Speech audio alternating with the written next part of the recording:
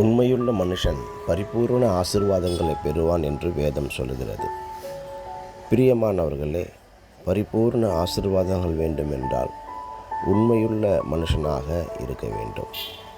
இன்றைக்கு உண்மை என்பதற்கு அர்த்தம் தெரியாமல் நிறைய பேர் நாம் வாழ்ந்து கொண்டிருக்கிறோம். உண்மை என்பது மாறாத தன்மையுடையது. தேவன் மாறாதவர்.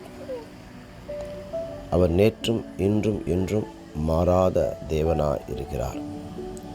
ஆகவே நாம் ஒவ்வொருவரும் நமக்கு கொடுக்கப்பட்ட இந்த நாட்களிலே உண்மையுள்ள பிள்ளைகளாய் இருக்க வேண்டும். சரி, எதிலே உண்மையாக இருக்க வேண்டும்? நேரத்திலே உண்மையாக இருக்க வேண்டும். இன்று அநேகர் நேரத்தை விரயமாக்கி அப்பொழுது எனக்கு நேரமே போதவில்லை என்று சொல்லிக் கொள்ளுகிறார்கள்.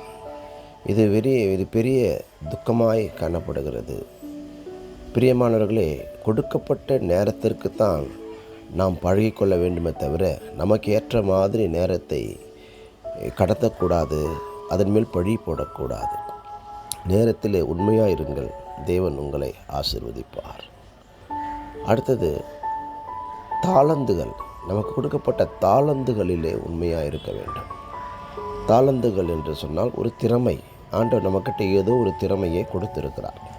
அந்த திறமையை நாம் பயன்படுத்தாமல் மூடி வைத்து கொண்டு எனக்கு நேரம் சரியில்லை, எனக்கு காலம் சரியில்லை, என் ஓனர் சரியில்லை, என் பிஸ்னஸ் சரியில்லை என்று நாம் சொல்லிக்கொள்ளுகிறோம். உங்களுக்கு ஆண்டவர் கொடுத்த தாளந்து என்னவென்று கண்டுபிடித்து அதை பயன்படுத்துங்கள். அதில் உண்மையாக இருங்கள். ஆண்டவர் உங்களை ஆசீர்வதிப்பார். அடுத்தது, நமக்கு கொடுக்கப்பட்ட பணம், பொருள், சொத்து, இவற்றில் உண்மையாக இருங்கள். குந்தி தின்றால் குன்றும் மாளும் என்று சொல்லுவார்கள். கொடுக்கப்பட்ட பணத்துக்கு உத்தரவாதிகளாய் இருங்கள்.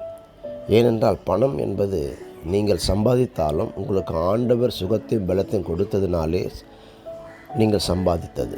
ஆகவே பணம் உங்களுடையதாக இருந்தாலும் நீங்கள் கடவுளுக்கு கணக்கு சொல்ல வேண்டும் என்பதை மறவாதியுங்கள்.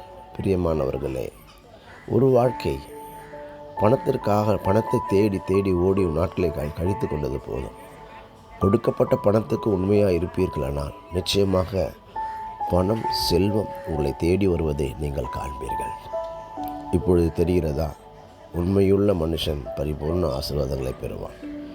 எப்படி நீங்கள் பரிபூர்ண ஆசீர்வாதங்கள் பெற வேண்டும் என்றால் இந்த 3 காரியங்கள் உண்மையாகத்தான் இருக்க வேண்டும். தேவன் உங்களை ஆசீர்வதிப்பாராக.